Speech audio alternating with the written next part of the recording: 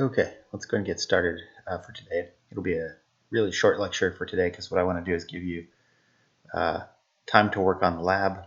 So I'll quickly review a couple things and then we will go over the lab and then I'll give you time to work on that. This will be short today. Okay, so to start off with here, what the lab is over is interprocess communication with pipes. And we have looked at pipes previously. So let's just do a quick review of that. So if you remember right, the pipes are used a lot in operating systems themselves. And we have two processes here, which are in blue. We have the pipe that sits between, and the pipe has two ends. It has an end you can write data into, an end you can read data out of. And so when you connect two processes together with that, if one of them writes to the right end, the other one reads from the read end, you have this natural way for pipes to talk to each other. So in other words, you can just stream data into here, pull data out, and you have process one effectively talking to process two through this pipe mechanism. And the advantage of this pipe is that data can kind of build up in it.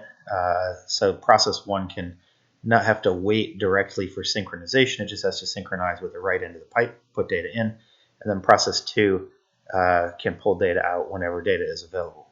Now, kind of continuing on here, how this gets used in operating systems all the time is on a command line. We looked at this previously. This is all review. But you'll notice that we have something like this Unix command line, cat some file to this grep, a program piped with word count. And so in this case, cat is just displaying the file. In other words, opening the file and sending it what normally would have been to the screen. But now rather than going to the screen or the console, it's going into the grep process by way of a pipe. So this is kind of the way to create a pipe on a command line in Unix and Windows as well. But you'll notice what happens here is the grep process reads data that would have gone to the console. It pulls it in. It searches for lines that match this pattern. If a line is found that matches that pattern, that line gets passed through. The ones that don't get discarded. So in other words, this is kind of searching for a pattern in lines of a file. If it finds it passes it through, and then we're just counting up WC TAC L as word count. Count the number of lines. That's counting how many lines came in that matched that pattern. So that launches those three processes. They all get interconnected with the pipes. And kind of as a picture of what happens there, you'll notice the pipe between P1 and P2, the pipe between P2 and P3. So they're two separate pipes that are each being used, and they each have their respective kind of right end and read end with each of those pipes going to word count. And again, this happens all the time in an operating system. So it's a way for those processes to be separate and independent, but still communicate data with each other. Now, pipes are available in almost every operating system. Even embedded operating systems have a way to create pipes between processes. But the idea here is that we can also, rather than using these to the operating system, we can do that in Python, which is what we're going to be doing for this lab assignment, is we're going to be using Python to kind of programmatically create the pipes and then talk to from one end to the other end. And as a quick review of that, it's part of the multiprocessing module. Oops, let me go back to that for a second. And notice that it creates two ends of the pipe, connection 1, connection 2. And we can also, if you look down here, notice that if we set duplex to false, then only connection 1 can receive data. That becomes the right end. Connection 2 can only send data, or this becomes the read end. We can leave duplex as true for our lab that we're going to do. We just have to observe which end we're reading from and writing to. But the idea here, relatively straightforward. We're going to make a pipe. It's going to give us the two connection ends, and then we're going to use them to connect processes together. So quick example here that we had before. You might want to take a look at this. But notice down here in the main, we create the pipe. It has two ends, connection 1 and connection 2.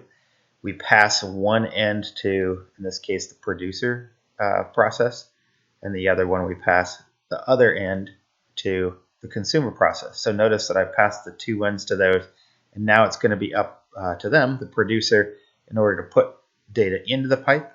It's calling pipe.send, which is putting data into it or writing to it. And then in the other one, on the other end of that connection, we can't use the same end. On the other end of that connection, we have to do, or that pipe with the other connection that we passed in, we're going to do a receive from that. So these are the two respective ends of that pipe. And then we're passing one end to producer, one to consumer. They're each respectively sending a message or receiving a message from their end of the pipe. And then in the main, we start both of them, both processes, we join both of them, and then we're done. We have this kind of enter to exit. So if we run this from the command line, it doesn't do something and go away really quickly. And this is the kind of thing that we're going to be doing in the lab. Now, pipes versus queues. We're going to use pipes for this lab. I know we did queues in a previous lab, but I want you to use pipes for this lab. The main thing here is that pipes are faster, and they only allow kind of those two endpoints. So, but because they're a much simpler device and they're really part of the operating system itself, most operating systems, pipes are going to be, at least by my estimates, between 3 and 4 times faster than using a queue to send the same data. Okay, so let's take a quick look at the lab assignment, and then I'll set you loose working on it. So the lab assignment itself, give me a second here to switch over to it. Okay, so here's the lab assignment. Let me kind of scroll up here so we can see that. So the idea here is what we're going to be doing in this lab assignment is some inter-process communication. We're going to use pipes. And here again, just like in the lecture, I have that command line where we're catting a file to display it, but then we're piping that to grep and piping that to word count. Now, this is how this would happen in the operating system on the command line. But the idea here is I want you guys to get used to thinking about how you would do this programmatically, how would you do this in code. And so what we're going to do is we're going to kind of do that same thing. So rather than doing this from a command line, we're going to make a Python program that actually simulates that. So what you're going to do is you're going to end up creating a cat function. And the cat function accepts as parameters a file name and then a pipe that it's going to use to output the data to. So rather than displaying to the screen, it's going to shove the data into this pipe out command here. Now you could design this function if you want to. So if you put none in for pipe out, it displays it on the screen. If you pass it a pipe, then it puts the data into the pipe. A lot like standard out on a typical process and operating system. But the lab doesn't say you have to do that. So here we're always just going to stick data into a pipe. So we're going to launch this cat function as a process, and we're going to have it open this file, read the contents of the file one line at a time, and each line stick that data into pipe out. Now, when you run out of lines in the file, so once all of the lines of the file have been read, then the function should write none to pipe out. And the reason for that is similar to how in the operating system there's an end of file marker, EOF, that actually tells when you're at the end of the file. And one of the reasons it's important to have that is as a sentinel to say, all right, now you're done. So we're going to use that to, after we write none to pipe out, we're then going to terminate. Okay, now the next function we're going to write is grep, and it's going to accept a string as a pattern, and it's going to have a pipe in and a pipe out. So in other words, it's going to get a line from pipe in, and it's going to say if that pattern exists in that line we read from pipe in, then pass it on to pipe out, otherwise discard it. So in other words, just like the grep command line utility does, we're going to say if I see the pattern I'm looking for in the line of input, then pass it on, otherwise discard it. And then what we're going to do is we're going to keep doing that in a while loop. We're going to have a loop that just goes until it sees none. And if it sees none, then we're going to write none to pipe out to pass along the end sentinel, and then we're going to terminate. So this function will then end after we pass the none to pipe out and we run out of input. And then we're going to make a function for word count. Works the same way. Except that what word count's going to do is just going to count the number of lines that come in pipe in, and it's going to pass that number to pipe out, kind of as I have down here. In other words, it's going to say lines, colon, and then it'll have the count right after that. So that's the message that's going to go to pipe out. And then the last one we have is this printer function, and it only accepts a pipe in because it's going to display stuff on the screen. So the printer function, pipe in, it's basically going to loop, read a line. If the line is none, then it'll terminate. If the line is not none, it'll just print it out on the screen.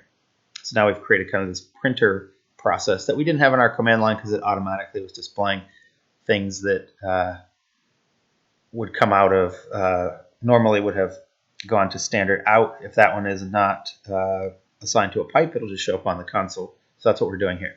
Now, so what I'm going to do here is I have this, I will post on the course page kind of this sonnets.txt for you to download, and I may paste this in there for you to fill in the code for.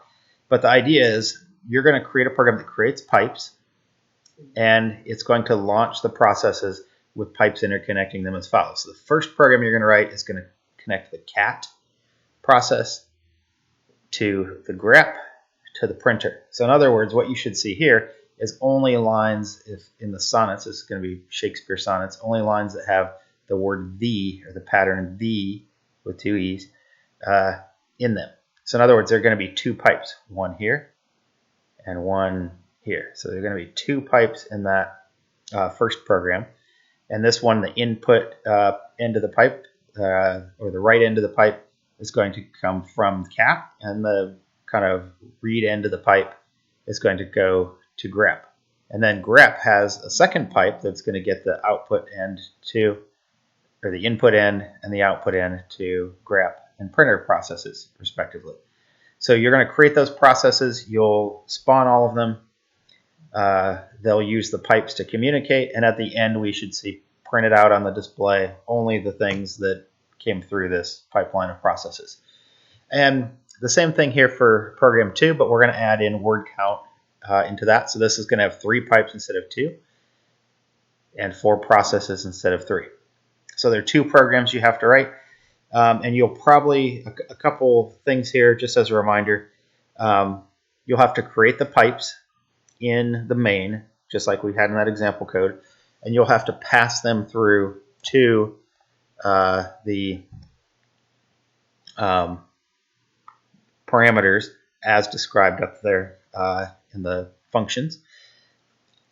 And you'll need to start all the processes using whatever the process name .start. You'll have to wait for them to complete with join, and then you'll probably want at the end of the main press enter to exit kind of thing there. So if you run this in the console by double clicking on the program, it won't immediately close, and so you won't be able to see what happens. Also remember that if you run this in idle, kind of Python's built-in IDE, that it doesn't pass through the output of sub-processes correctly, so you won't see anything show up on the screen at all. So what I do is save this off, or use PyCharm or some other way to run this, or save it off and then double click it to run it directly. Okay, so that's the lab. So let me switch back to the presentation just for a second here.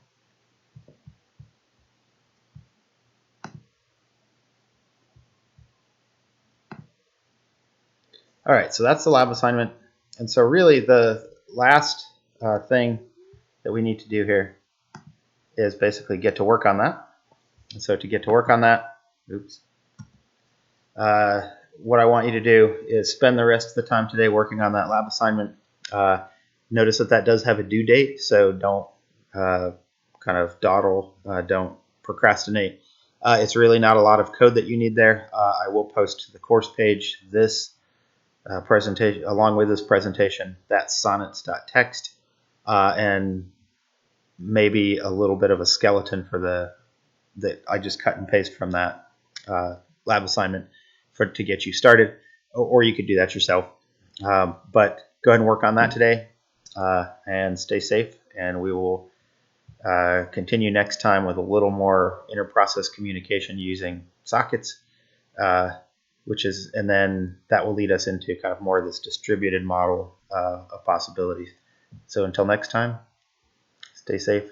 I'll see you soon.